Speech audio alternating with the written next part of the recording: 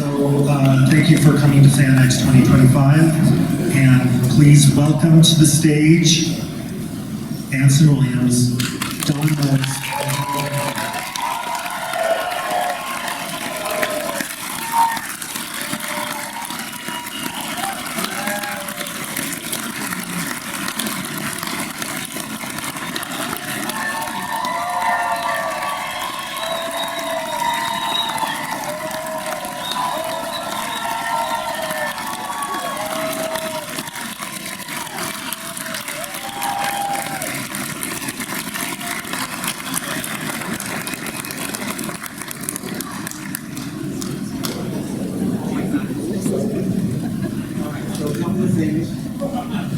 First of all, we are so happy to be here.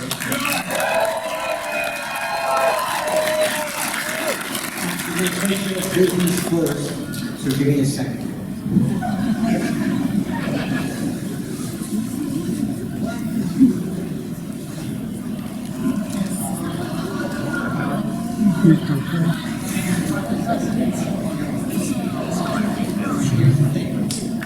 You all sing, no one gets a piece. Anson's birthday.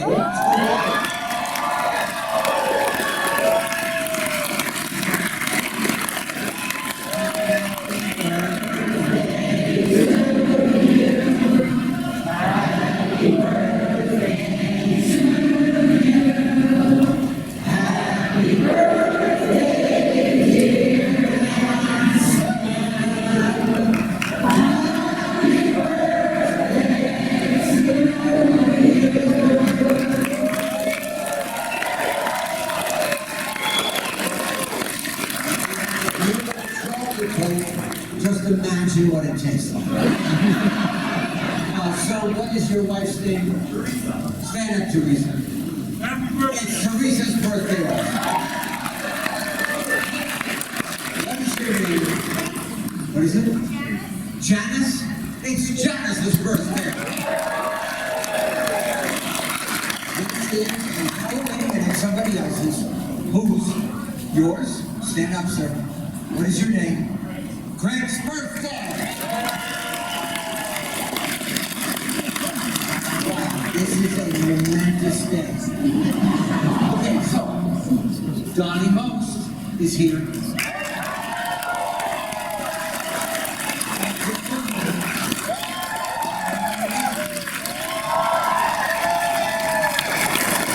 We have been friends for 50 years.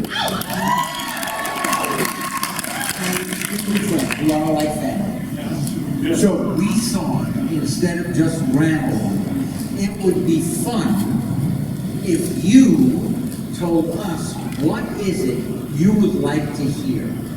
Does somebody have a thought, a story that they heard about that they would like to hear more about? Anybody? We have a microphone here. Wait a minute, is somebody? What was it? The leather jacket. Yes.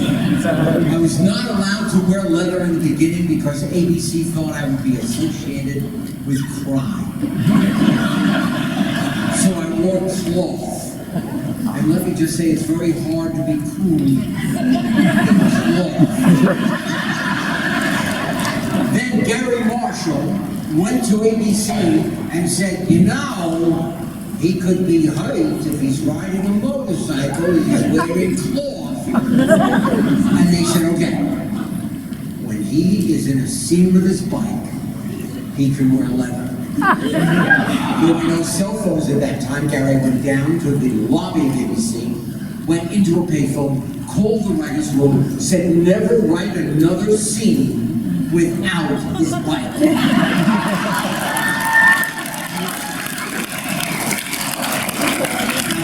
That I am very proud. In 1980, my wife Stacy sends her regards, and I took the jacket and delivered it to the Smithsonian, the Museum.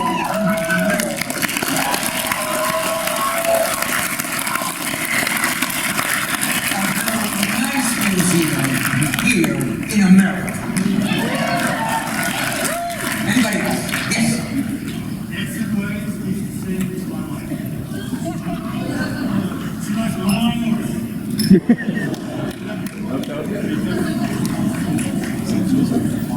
You can go relax. Oh, just stand there. Put your head on my shoulder.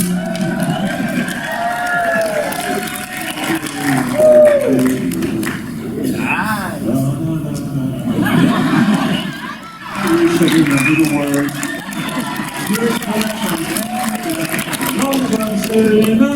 From the dove to selection in the dove.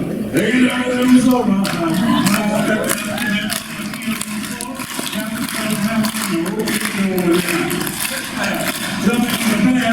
Here we go.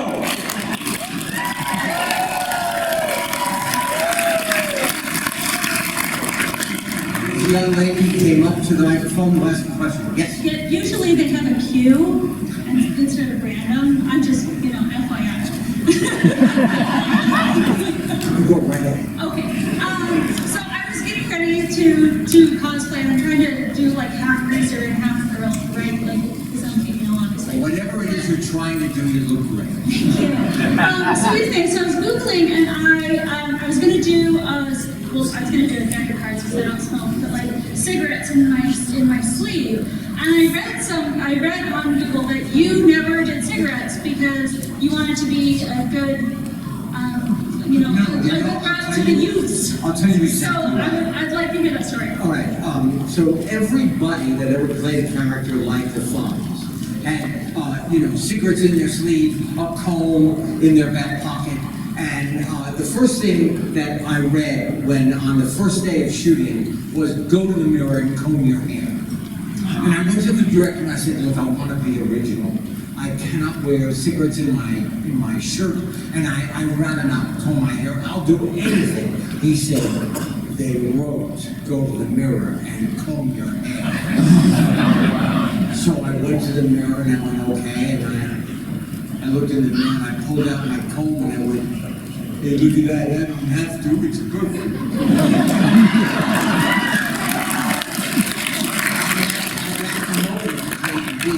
And that is a lesson that I learned for all of the young people in the audience.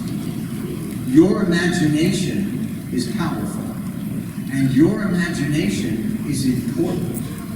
And what you think and who you are is very important to this world moving forward.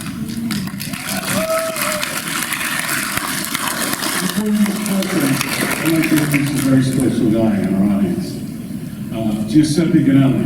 Please stand up. He came from, stand up, flew in from Italy, and Giuseppe is the president of the Happy Days fan club, but he also is in the Guinness Book of Records for having the most Happy Days memorabilia in the world.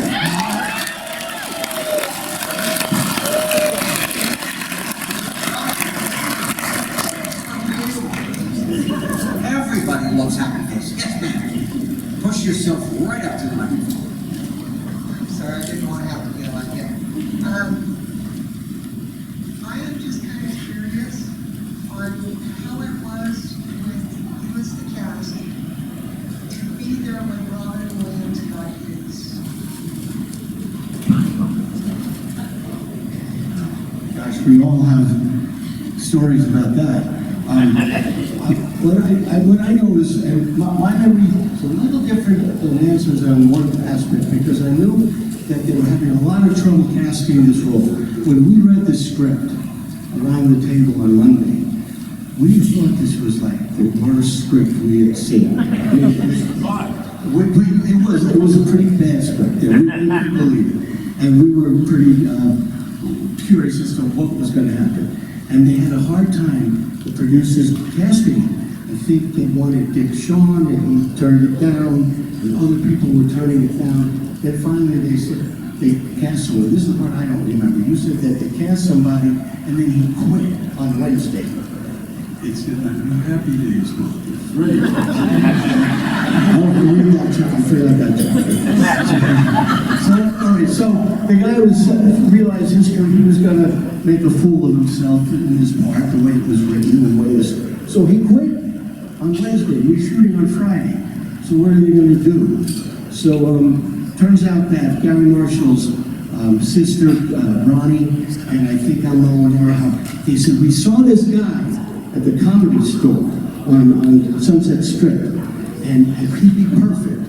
This guy, his name was Robin, and they said, he's perfect. So they found him, they brought him in. I think he did an audition for Gary and some of the producers, and he did all kinds of crazy things, you know, standing on his head and all that in the audition. They said, you've got the part.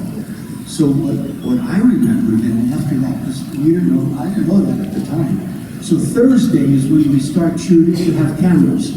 The cameras are there to rehearse with us and get it all choreographed. So I didn't have to come in until later that day. My first scene was until later.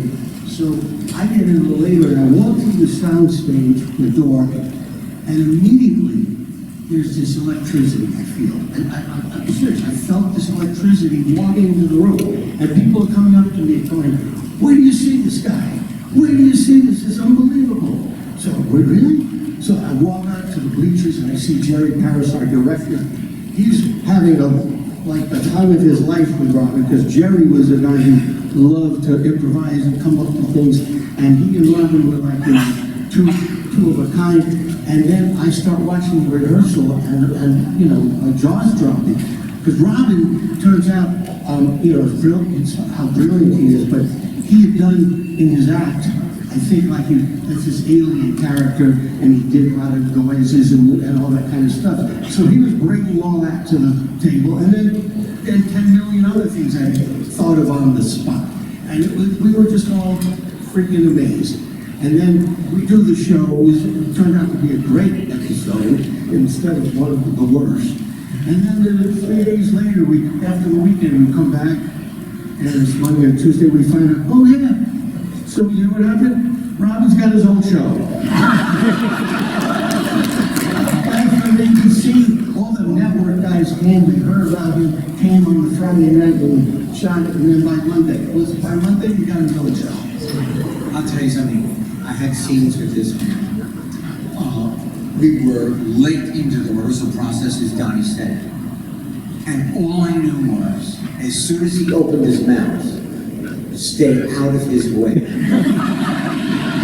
Remember your lines, and you wanted to do it over and over again. Robin never did the same line twice. All you knew was you were in the presence of greatness. It was astounding. Thank you.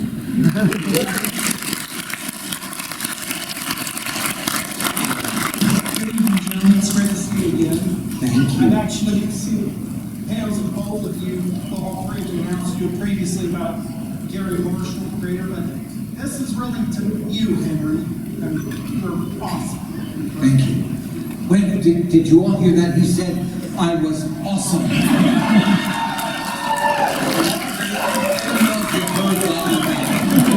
Yes, you heard it.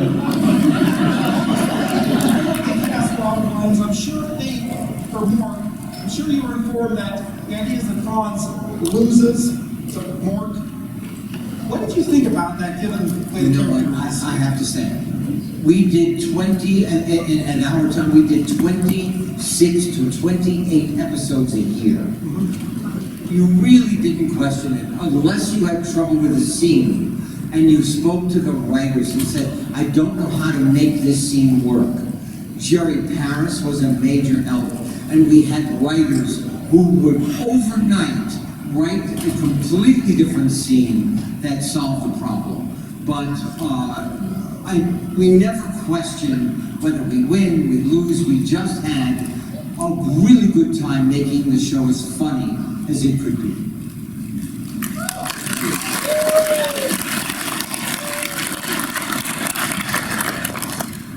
Hey, so you guys were together for many, many seasons, and I was just curious, was there ever a time with anybody in the cast or any of you guys that you just didn't get along and that it was kind of tense? No.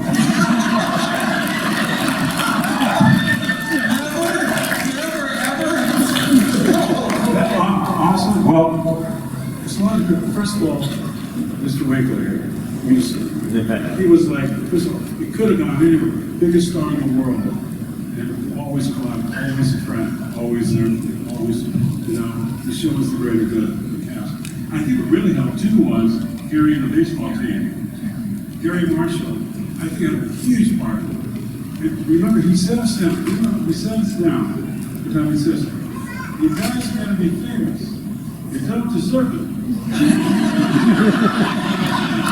There's going to be a line on you. You got to take the line and put it on someone that does. They need a little help to do something good. That's Gary. And he was like, instead of being a boss, we were just actors, he really cared about us. He inspired us to learn other areas of the business. I think that's why we're so productive. But most importantly, put together a baseball team. He loved softball. I think that was the most important thing for me getting a chance. You play, yeah, good. Anyway, he put together a softball team, and he felt always going to have a vacuum team that's going to come to the set. And we were a really good team. We played all over the world, US on tours, played in practically every major state of the United States. So we were a team that had each other's back when we came to the set. I think that's a big reason we have 50-some years of friendship today. That's all. Thank you. Since Happy Days, you guys appeared on many other shows as guest appearances and stuff. What was your favorite one to guest star in and why?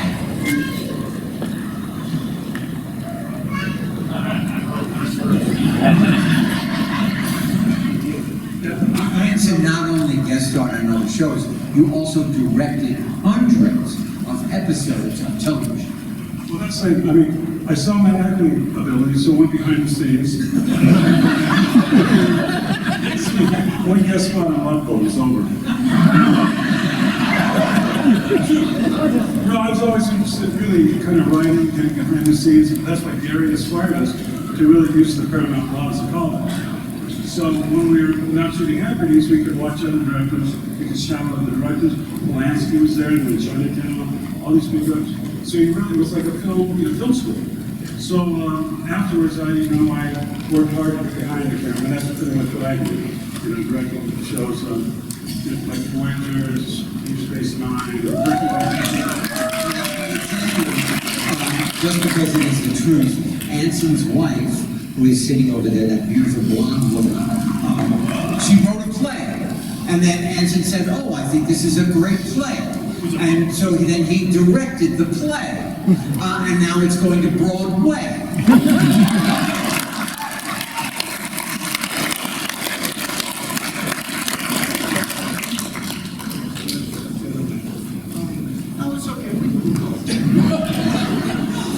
I would just like to say, Barry, if you, I was 27 when I got the Fonz. I was 72 when I got Gene Cousineau on Barry.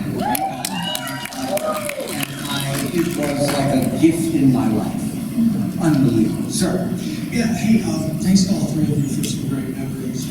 Of course, Tom Bosley, Marion Ross, everybody, just great memories. My question is about a specific episode that I think is pretty iconic, which is Fonzie jumping the shark.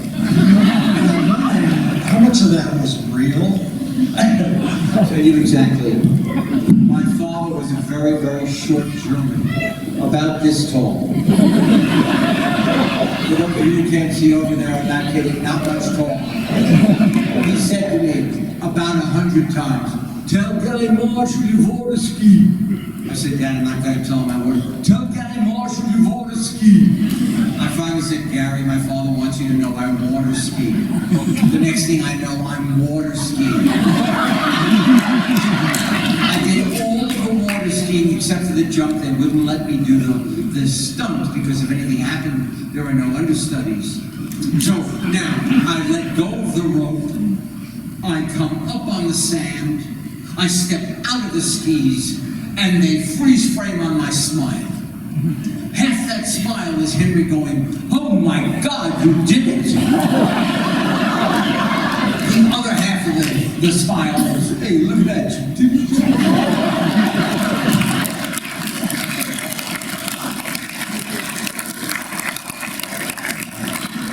So first of all, I just want to say my 12-year-old self is about to have a heart attack. Because I had all your pictures on my wall. So thank you for being here and making my day. But I wanted to say, first of all, I have a question for you. How was it doing 7 questions with Emmy? And I really enjoyed that. That was a really cool thing to watch. And then for all of you, when we would watch an episode, you would sit in the booth at Arnold's, and it seemed like you were perfectly good, great friends, just hanging out. That's how you made us feel. And I think that's why we all appreciated it so much, because we were brought into your friendship. How much of it was actually acting, and how much of it was really you're just hanging out as friends? It made the acting so much easier because it was a combination. We really we really got to be such good friends. And then, it sounds cliche, family, but it was true.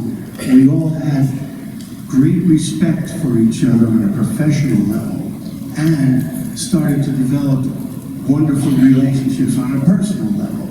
So, that's, rare for it to happen to that degree. And I think that's a large part of the success of the show and why you felt the way you did when we were sitting around in the booth and joking or whatever it might be, even the little moments, because it was all fed by the relationship we had and the respect that we had. I often say to people, because back then, our show was kind of looked upon. I think it's become more evident as years gone by about the amount of talent that was there. But at the time when we were doing the show, I think we were looked upon as kind of a bunch of teenagers, young kids goofing around, and it was fluff, and it wasn't, taken seriously. But I would always tell people that we had very talented people who worked very hard to make it look easy. And that's the truth.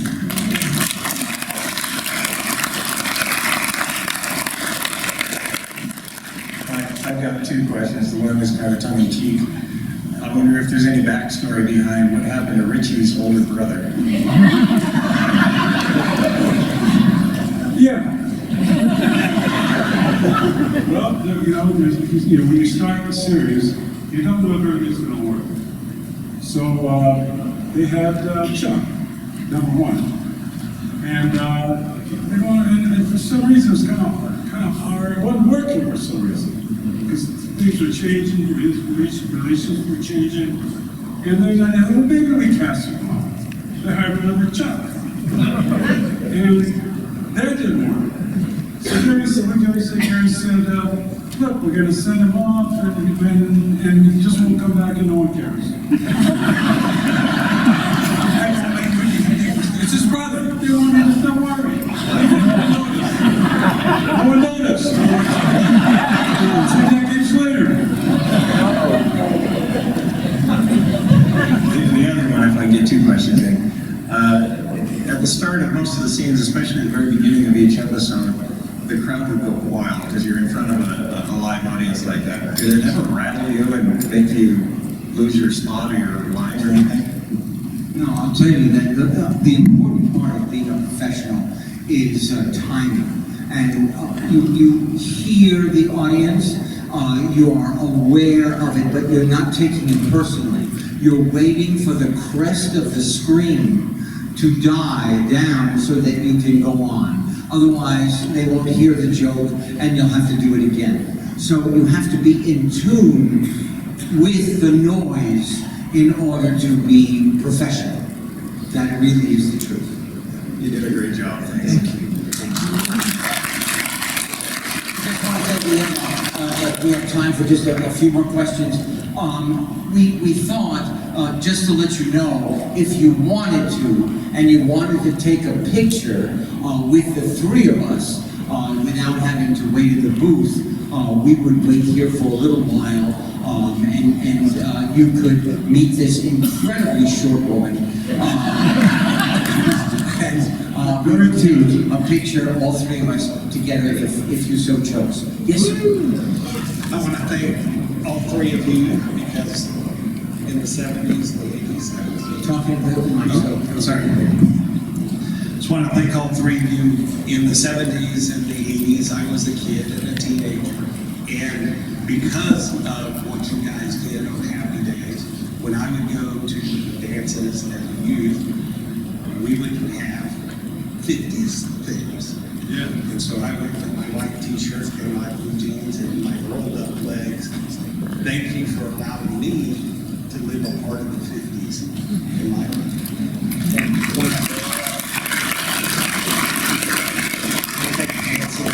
Singing for us. I think we all found out what a beautiful voice he has because of Happy Days. What many people may not know is that Donnie also has a very beautiful voice. Similar for us.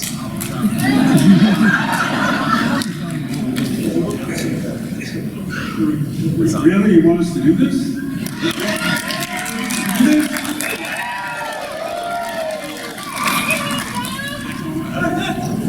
What a day this has been, what a rare mood I'm in. Why, it's almost like being in love. There's a smile on my face for the whole human race. Why, it's almost like being in love. All the music of life seems to be like a bell That is ringing for me. And from the way that I feel, when that bell starts to peal, I could where I was falling. I could Where I was falling. It's almost like being in love.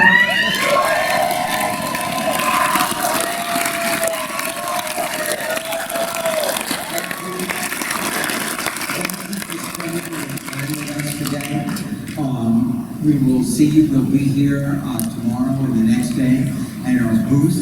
I am so thrilled the three of us, first of all, can be together, and that we can be together in Salt Lake City with you.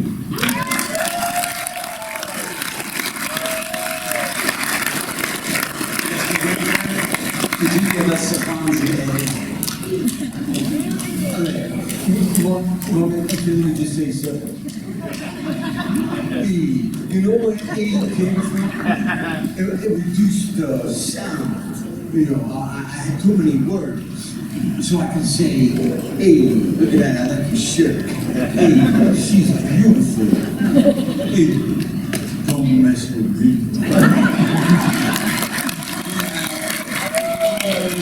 Which came from my favorite sport at the time, which was horseback riding.